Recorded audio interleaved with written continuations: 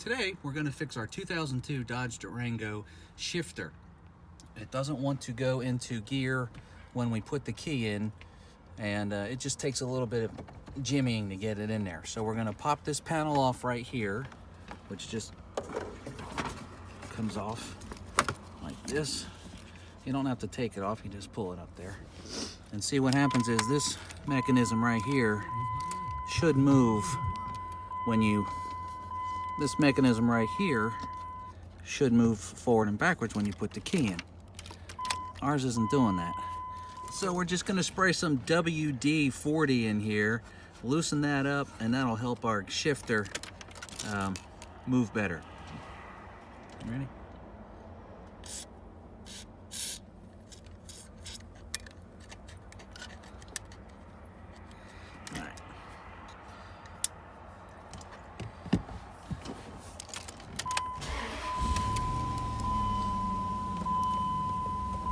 And that worked really well.